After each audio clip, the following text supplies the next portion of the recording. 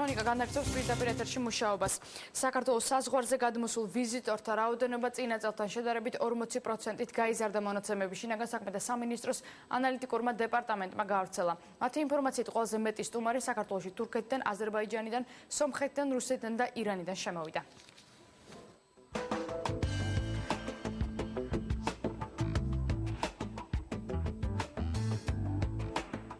საქართველოში ჩინეთიდან ჩამოვიდა 2 დღე რაც თბილისში იმყოფება და უკვე ბევრი ადგილის დათვალიერება შეძლო.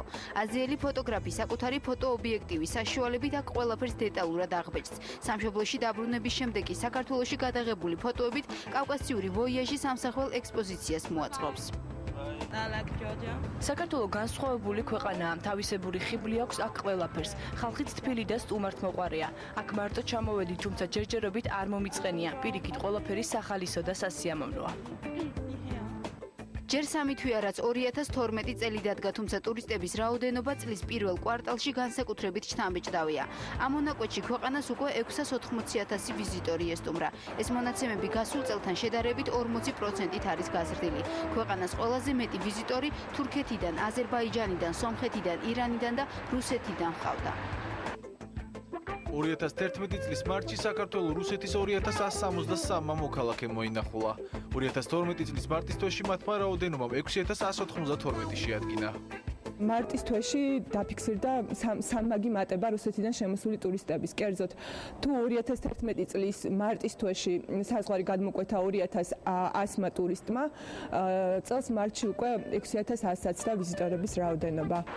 სტატისტიკური მონაცემების მიხედვით რუსი ვიზიტორების რაოდენობა საქართველოში წინა წელთან შედარებით 3-ჯერ არის გაზრდილი. თავად რუსი ტურისტები ამ ფაქტს პრეზიდენტის ინიციატივით რუსეთთან გაუქმებული სავიზო რეჟიმით ხსნიან.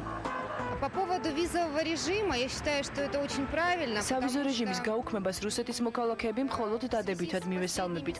ბოლოს აქ 20 წლის წინ ვიყავით ჩემს ქართულ ნათესავებთან, რომ არა ეს ინიციატივა ალბათ საქართველოში კიდევ დიდხანს ვერ მოვახერხებდი ჩამოსვლას. ტურიზმის ეროვნულ სააგენტოში ვარაუდობენ, რომ წელს ტურისტთა რაოდენობა კიდევ უფრო გაიზრდება და ის 3 მილიონს მიაღწევს.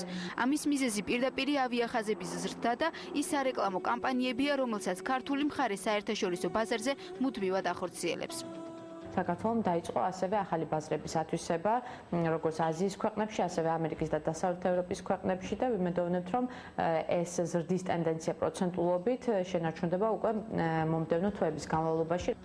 სტატისტიკური მონაცემების მიხედვით საქართველოს საზღვარზე გადაადგილებულ ვიზიტორთა ასეთი მასშტაბური რაოდენობა ბოლო რამდენიმე წელია არ დაფიქსირებულა.